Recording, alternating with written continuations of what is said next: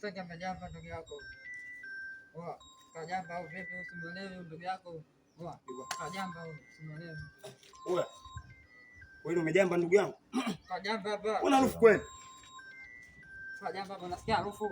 Kajamba ndugu yako. Wewe vipi? Kajamba wewe una jamba.